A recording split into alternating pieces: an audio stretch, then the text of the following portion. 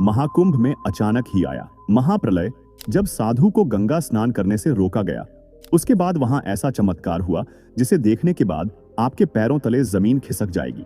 साल 2025 के जनवरी माह में प्रयागराज में महाकुंभ का आयोजन हुआ है और इसी महाकुंभ के दौरान कई साधु संत और श्रद्धालु त्रिवेणी संगम तट पर स्नान करने के लिए आते हैं। कुंभ मेला तो हर 12 साल में लगता है, लेकिन ये वाला महाकुंभ 144 साल में एक बार लगता है। मतलब दोस्तों, 144 साल बाद इस महाकुंभ का आयोजन हुआ है और इस महाकुंभ को बहुत ही महत्वपूर्ण माना जाता है। ऐसा कहा जाता है कि यहाँ गंगा में स्नान करने से सभी पापों का नाश होता है और मोक्ष की प्राप्ति होती है। यही वजह है कि यहाँ पर श्रद्धालु देश विदेश से यहाँ स्नान करने आते हैं। लेकिन हाल ही में जो घटना अभी हुई है उसने सभी के होश उड़ा दिए हैं। जहां पर एक साधु संत को गंगा जी में स्नान करने से रोका गया, जो कि कोई भी कुंभ साधु संतों के बिना अधूरा माना जाता है, क्योंकि बिना रोशनी के चांद का कोई महत्व नहीं होता। वैसे ही कुंभ मेला साधुओं संतों के बिना शुरू नहीं होता है और बिना साधुओं के महाकुंभ को अधूरा माना जाता है।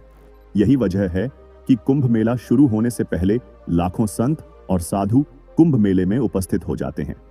दोस्तों, इस घटना की शुरुआत होती है मध्य प्रदेश के रामगढ़ क्षेत्र में रहने वाले श्री राम किशोर महाराज जी से, जो रामगढ़ क्षेत्र में अपनी कुटिया पर रहते हैं और वह रोजाना सुबह 4 बजे उठकर ठंडे पानी से स्नान कर लेते हैं। स्नान करने के बाद वह अपनी पूजा अर्चना करते हैं और उसके बाद भिक्षा मांगने के लिए निकल जाते थे।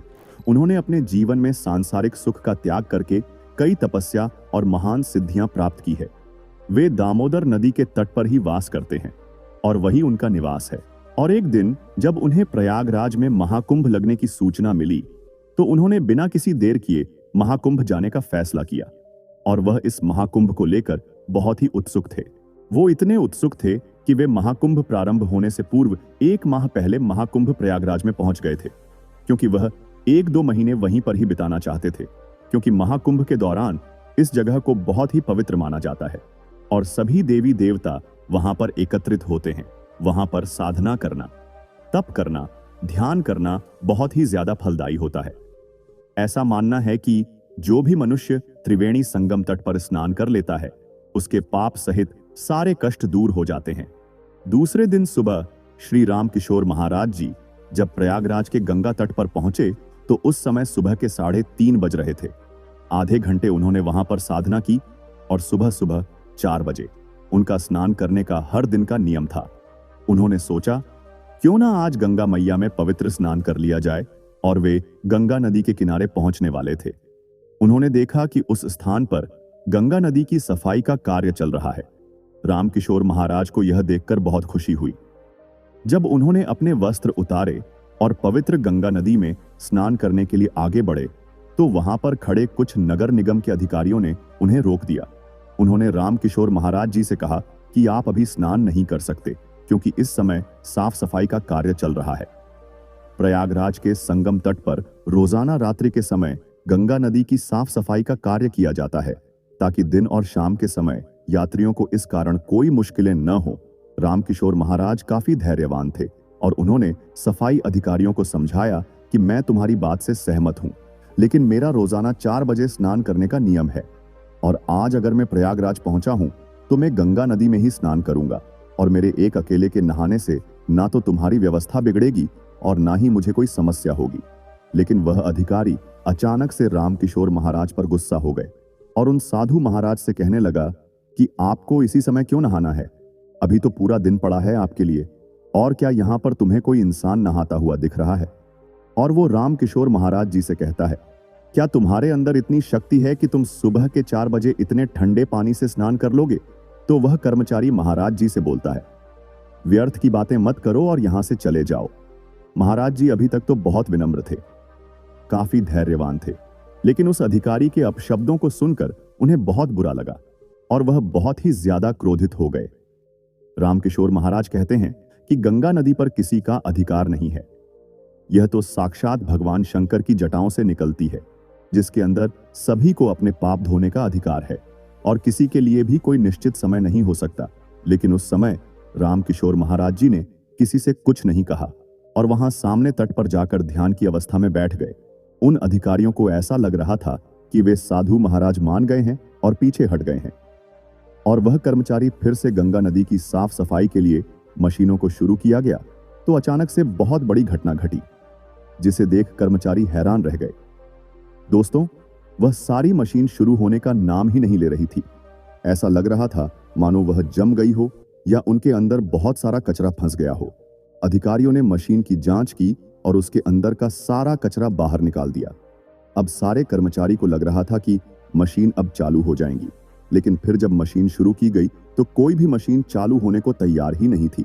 सभी अधिकारी के होश उड़ गए कि अचानक मशीनों में ऐसा क्या हुआ कि यह शुरू ही नहीं हो रही है। उसके बाद उन्होंने बाहर से कई टीमों को बुलाया मशीन देखने के लिए, और उन सभी मैकेनिकों ने मशीनों की अच्छी तरह से जांच की और उन्होंने बताया कि मशीन एकदम ठीक है, लेकिन इसके चालू न होने का कारण किसी को भी समझ में नहीं आ रहा था। रामकिशोर महाराज अभी भी उसी घाट पर ध्यान अवस्था में बैठे हुए थे। गंगा नदी का साफ सफाई का कार्य उस दिन रुका हुआ था। सभी लोग बहुत हैरान थे। उस समय जो मैकेनिकल इंजीनियर वहां पर मशीन सही करने आया था, उसने जब रामकिशोर महाराज जी को देखा तो उसकी आंखें फटी की फटी रह गईं और वह दौड़कर रामकिशोर महाराज जी के चरणों में गिर गया और महाराज उसे आशीर्वाद देने लगे। और उसने सभी कर्मचारियों को बताया कि यह मध्य प्रदेश के रामगढ़ क्षेत्र में रहने वाले श्री रामकिशोर महाराज जी हैं। जब मैं एक दिन जंगलों से जा रहा था तो मुझे अचानक ही एक जहरीले अदृश्य चीज ने काट लिया था। तो पास में ही यह महाराज अपनी साधना पर बैठे हुए थे और मेरी पीड़ा की आवाज सुनकर यह वहां पर आए और इन्होंने ही अपनी शक्तियों से मेरी जान बचाई थी। और तभी सारे कर्मचारी उनको दंडवत प्रणाम किया और उन्हें अपनी गलती पर एहसास हुआ और उन्होंने अपने दोनों हाथ जोड़कर महाराज जी से क्षमा मांगी और कहा, हे महाराज, मुझे माफ कर दीजिए। मैंने आपको आपके समय में स्नान करने से रोका, मुझे माफ कर दीजिए। मैंने आपको इतना भला बुरा कहा, पर अब मुझे समझ आ गया है कि आपको स्नान करने से रोकने का परिणाम यह सारी मशीन है, अब चल नहीं रही है। हे महान संत, अब आप ही हमारी समस्या का समाधान कीजिए। सभी कर्मचारी महाराज जी के पास जाकर हाथ जोड़कर बैठ गए और महाराज जी से कहा, हमें इस बात का जरा भी अंदाजा नहीं था कि आप एक महान संत हैं। हमसे बहुत बड़ी गलती हो गई है। हमें आपको गंगा में स्नान करने से नहीं रोकना चाहिए था। रामकिशोर महाराज जी ने उन कर्मचारियों से कहा कि जरूरी नहीं कि हर संत चमत्कारी हो और तभी वह गंगा नदी में स्नान कर सके। मैं आप लोगों को एक बात बता दूं कि गंगा नदी पर सबसे पहले साधु संतों का ही स्नान करने का अधिकार है। और सभी कर्मचारियों ने हाथ जोड़कर महाराज जी से कहा कि है स्वामी, अब आप जाकर गंगा नदी में स्नान कर सकते हैं। रामकिशोर महाराज जी को सब कुछ समझ आ गया था कि सभी कर्मचारियों को अपनी गलती का एहसास हो गया है, उनका अभियान दूर हो गया है। रामकिशोर महाराज जी ने उन अधिकारियों से विनम्रता पूर्वक कहा कि तुम जरा भी चिंता मत करो, अभी कुछ भी समय नहीं हुआ है। जरा समय तो देखो और बताओ कि अभी समय क्या हो रहा है। जब अधिकारियों ने अपनी घड़ी पर देखा तो वह एकदम हक्के बक्के रह गए। उनकी सांसें एकदम थम चुकी थीं, क्योंकि घड़ी पर अभी सुबह के 4 बज रहे थे। सभी अधिकारियों को अपनी आंखों पर यकीन नहीं हो रहा था कि आखिर इतना बड़ा चमत्कार हुआ तो हुआ कैसे। रामकिशोर महाराज जी ने अपने चमत्कार से समय को कैसे पीछे कर दिया। और सभी अधिकारी महाराज जी के चरणों में गिर गए और उनसे बोला, हे गुरुदेव, हमसे बहुत ही बड़ी भूल हुई है, हमें क्षमा कर दीजिए। इतना कहने के बाद उन्होंने महाराज जी के जयकारे लगाए और सभी ने उनसे भिक्षा ली और सभी महाराज जी के शिष्य बन गए।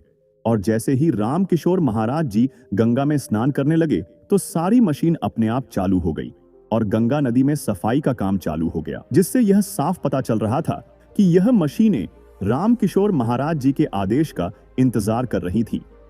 जैसे उन्होंने कर्मचारियों का अभिमान चूर चूर कर दिया और मां गंगा में स्नान किया, वैसे ही सारी मशीन एकदम वैसे ही काम करने लगी जैसे वह पहले चल रही थी।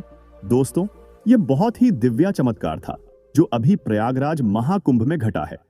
वास्तव में दोस्तों, तीर्थों का राज प्रयागराज सच में साधु संतों की ही भूमि है। यहां पर तो ना कोई साधुओं का अपमान कर सकता है और ना ही उन्हें कोई रोक सकता है। सच में दोस्तों, इस चमत्कार को देखने के बाद मैं तो एकदम हैरान रह गया था। इस चमत्कार को लेकर आपकी क्या राय है, कमेंट बॉक्स में जरूर बताइए।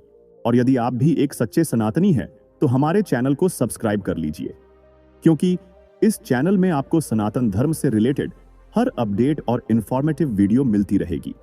जय श्री राम।